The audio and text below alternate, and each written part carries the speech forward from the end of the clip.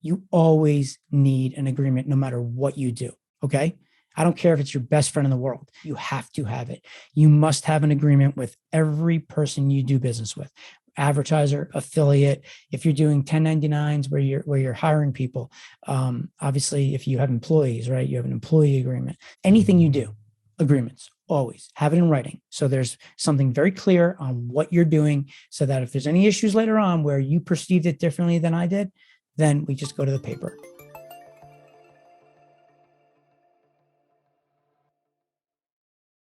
All right, what's up, guys? Eric Beer here, coming from old New York. Good summer. Hope everybody's having a good time.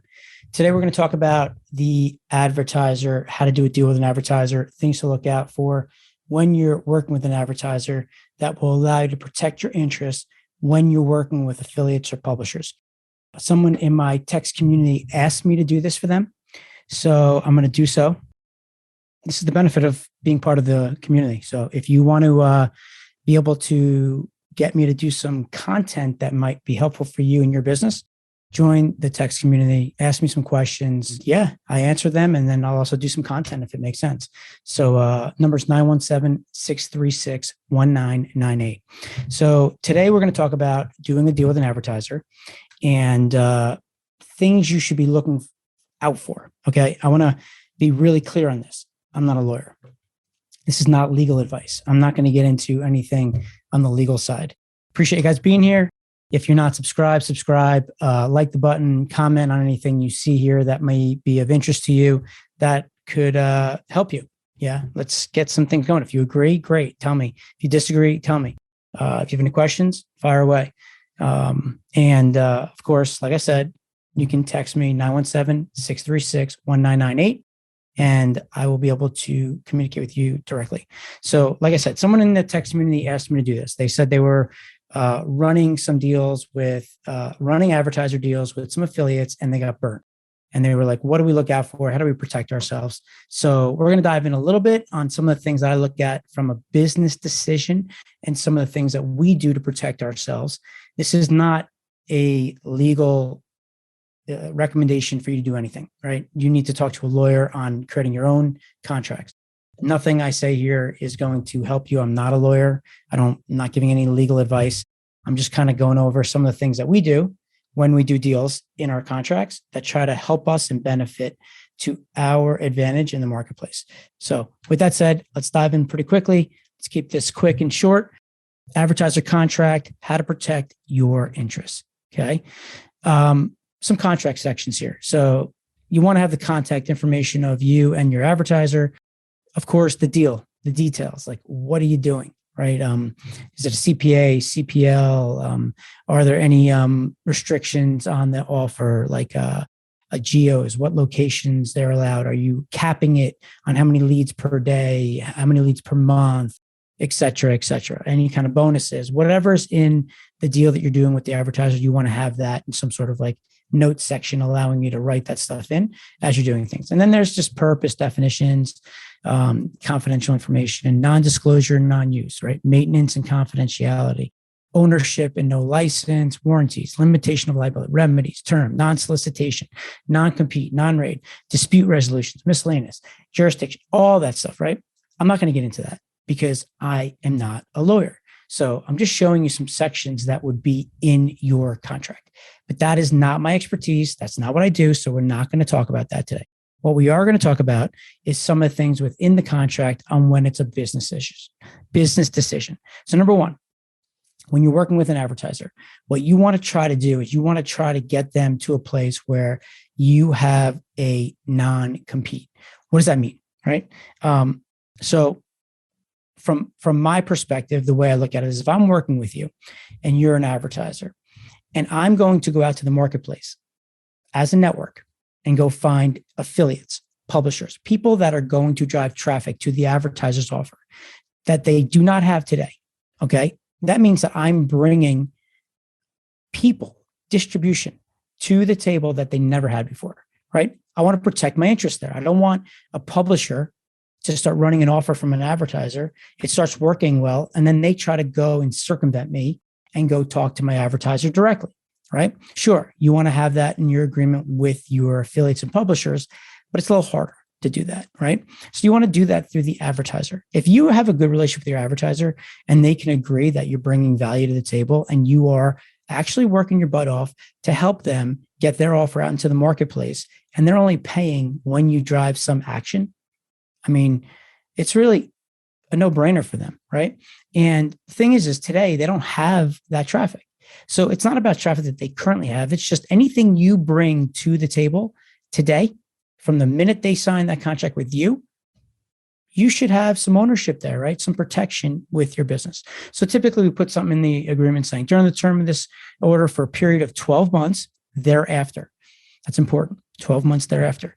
Advertiser will not purchase or engage either directly or indirectly any marketing services from any third party that UMP purchased media from during the term of this order.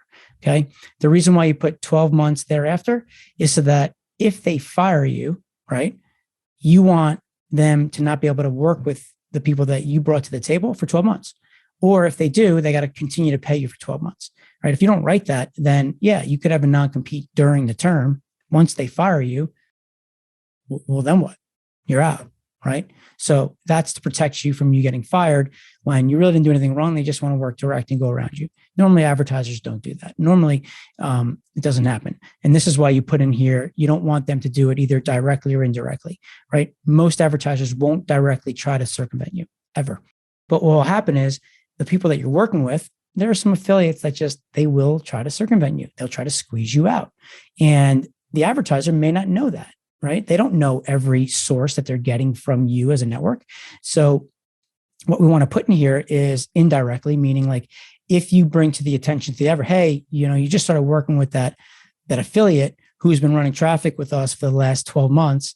Oh, we didn't realize that. Sorry. Then the advertiser would go to that affiliate and say, listen, you got to work directly through Eric's company, your company, right? So that's a way to protect yourself, right? So number 2, liability. And really important here. When you're agreeing to something from liability, what I like to do is I like to put in that I do not have more risk than what the average monthly spend of the advertiser is with me, right?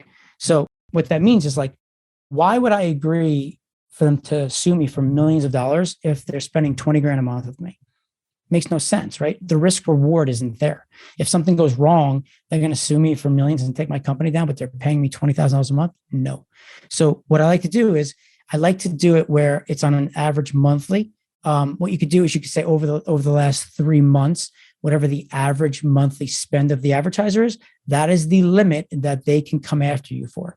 And this is a way to protect you and your interests and your company so that your company doesn't get killed if you're working with a big advertiser that wants to come after you and just go after everything, right? It doesn't make sense, right? If they're spending a lot of money with you, great. Then in that case, whatever that is, that's what they can come after you for. But if they're not really spending a ton of money, then it doesn't make sense for you as the network to go and work for them to try to get them distribution when if something were to go wrong, that you're going to get killed when they're really not spending a ton of money. So I like to put that in. Payable actions. Well, here's where you just want to kind of define what the payable actions are, right? So all payable actions, including leads, clicks, and orders, are accepted after 24 hours. 24 hours, fine. You could put that there. That's going to be a negotiation. Advertiser can notify the UMP, which is my company, in writing within the time frame of the dispute of the lead or click, right? Whatever that actual deal is that you're making with them on the payable action. They'll be waived the charge for such payable actions, meaning like you won't necessarily have to pay for leads or clicks or anything that they're saying is invalid. So they just have to let you know within a period of time. What you want to try to do is you want to try to have all payable actions billed based off of what your system is showing, right? So that's going to be a back and forth where the advertiser might say, no. We want to bill off of our numbers. And that's going to be a give or take. Yeah, ideally would want to bill off of your numbers. However, if they want to bill off their numbers, you can agree to that. It's not a big deal, right? You just got to watch and make sure that the numbers always match your system. Because what will happen is if you have a network and there's affiliates coming in running traffic right? What you don't want to happen is you don't want you to go work with an affiliate. Okay. They go and they generate 1,000 sales for the day, right? Being the affiliate in your system has 1,000 sales a day. Your pixel fired, and now they're getting paid 1,000 times whatever the payable action is. If you go and look into the advertiser's system, if they're only paying you on 700 of those sales, well, then you're upside down and you're in trouble, right? So if you're doing that, you want to make sure that their system matches your system. And if they don't, you need to understand why, right? And you need to make sure that those two are matching so that the affiliate isn't going to be getting paid more than what you're actually getting paid, and then you get run over. Okay. Payment terms. I like to do net 15. Personally, I like to get paid sooner than that, to be honest with you. But net 15, I think, is fair, because what happens is if I can get paid net 15, then I can go out and pay my affiliates, my publishers sooner, right? The idea is you want to pay your affiliates and publishers sooner. The sooner you can pay them, the better. Sometimes I pay them before I even get paid, right? The sooner you get paid, the better on that. Net 15, you got to be doing some real volume with the partner, right? Depends on who you're working with payment terms, but it could be net 30. Net 30 is fair. You can work with that, right? And you can, when you do deals with affiliates, what you want to do is you want to do pay on collected revenue. When you're doing a deal with an advertiser and you do net 30, when the advertiser pays you, that's when you want to go and pay your affiliates, right? You don't want to be in a situation where you go out and pay all your affiliates and then the advertiser doesn't pay you. In that case, you're in trouble, especially if you're new and you're just starting out. You need that money coming in, right? If you do something on a pay on collected, let's say you do $500,000 in a month with an advertiser, right? Well, you likely don't have $500,000 sitting in your bank. So what you're doing is you're paying when you collect the revenue, and that allows you to scale the business to whatever you can do, right? Millions of dollars. Because what you're doing is you're just taking the advertiser's money, you'll keep your margin, and then you'll pay out your publishers on whatever it is they generated from when you collect on the revenue. So the sooner you can get paid, the better. Sometimes you got to negotiate that, and it all depends on the volume you're driving, right? The more volume you drive, the better. If you're working with big branded advertisers, well, then payment terms might be net 45, net 60, net 90. I have some of those deals right now. And early on in my stage of my business, it would have been hard to run that business because we'll do some good revenue with those advertisers. However, I wouldn't get paid for 3 months, and I have to pay out to all of my traffic sources. Today, it's a little bit different. I'm willing to take a little bit more risk, and I have more money in the bank to front my advertiser. However, I need to make sure that the advertiser I'm working with is getting paid on time, and I have to measure how much risk I'm willing to take to work with them. So there's always that balance there, but I wouldn't recommend that for anybody that's new. So don't do so. Scrub rate. What you want to do with advertisers, you want to put a max scrub rate in. What does that mean?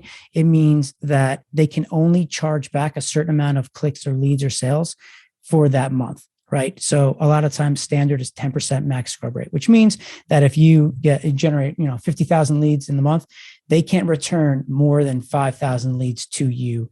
That's it. You maxed it out. You're getting paid for every other lead outside of that. I mean, 10% shouldn't be like just automatically not paid. It's just if they see things that went on in the business that doesn't make sense for them to pay, and you want to work with your advertisers in that respect. If they do scrub leads, you want to get something back. You want to get some report. You want proof, because you want to be able to take that proof and show it to your affiliate or your publisher. It's okay. Listen, if you're driving traffic to an advertiser and they're returning leads because they don't like the leads, you don't fight them on it, right? It's just something's going on, something's wrong. So it's not your fault, right? You're working with an affiliate who might be driving bad traffic. So all you really need to do is understand what's going on. You need to understand as soon as possible. Timing is really important. You need to know this within a period of time. That's why you want to put 10 days, because there are guys that are out paying maybe their publishers if they are brokering a deal that you have. You may not want them to broker the deal. That's a different conversation. However, you want to be able to tell them what's final and billable that they're going to receive from you. And you need to know from your advertiser what you're getting paid before you can tell them that. Normally, you want to have some sort of time that they're going to tell you, your advertiser, what the billable leads are. And if they don't, you want them to show you. If they say that there's bad emails, send the bad emails. If there's bad phone numbers, whatever, you want to get a report that then you can forward to them. On fraud's fraud, right? You could put whatever you want in here. You try to define fraud, but at the end of the day, fraud is fraud. Someone breaking the law, someone doing something like with fraudulent activity, it's very hard to limit fraud, right? You can talk about getting timing of what's payable and when and how long. That yes, but you want a relationship with your advertiser, and you can't go back to your advertiser. Hey, you didn't tell me in time that there was fraud. Some advertisers have these credit card offers that they might do a free trial for 30 days. And then it takes them 60, 90 days to know what's going on, right? They're still paying you out on that traffic, but you got to work with them. If there's fraud going on, you need to figure out how to fix that and go after the affiliates, cut them, shut them off, do not work with them, whatever you can do to help your advertiser. It's not your fault that there's fraud, but you can only do something when they tell you. The advertiser needs to tell you there's fraud. And when you find that out, that's when you need to go and police that and take action and shut that down immediately. Obviously, they're not going to get paid for that traffic. It's not even a question if they're getting paid, right? Like a lot of affiliates, when you tell them it's fraud, will come back and they'll say, well, what's going on with the email? Like you're focusing on the wrong thing. Like, oh, when am I getting paid? No. What we need to focus on is you just sent fraud to my advertiser. That's a problem. Don't worry about when you're getting paid. Don't worry about like you seeing all these different things. We'll get you that. But right now, there's fraud. There's bad credit cards going to my advertiser's page, and it's coming from you. And that is a problem. And they likely will know what's going on because they're placing the media. Most of the time, I'd say 9 out of 10 times, the affiliate or publisher knows where they're buying traffic and why there's bad traffic coming through. So they won't fight back once you get them to the point where they understand that your relationship with your advertiser is now being threatened because of them, and that is not okay. Late payment from an advertiser. I don't really follow this, but you could put it in the agreement where you can accrue some interest for as long as they don't pay you. It's good to have in there. You don't have to enforce it, but I typically don't, but it's good to have in there. Oh, and you also are entitled back to your attorney fees if you have to go and chase the money, right? That's normally like, if it gets to that point, that's a different conversation. If you're starting to get into like, collecting and legal and having to sue people to get money, then that's where it comes into play. So it's good to have governing law jurisdiction, right? So again, I'm not a lawyer. I'm not giving you legal advice, but normally what you want to do is you want to try to get jurisdiction wherever you are, whatever your home state is. So ideally, that's the goal, is that you want to go off the laws of what your lawyer knows, right? Like you're in New York. So I want to go off of the laws of the state of New York, right? And more importantly, it's what's the jurisdiction. And what that means is where, if there's some sort of issue we are going to have, and we're going to have some legal battle, where are we going to do this? Is it going to be in New York? If I'm working with a company in California, they're going to want California, right? This is usually a battle back and forth with your advertisers.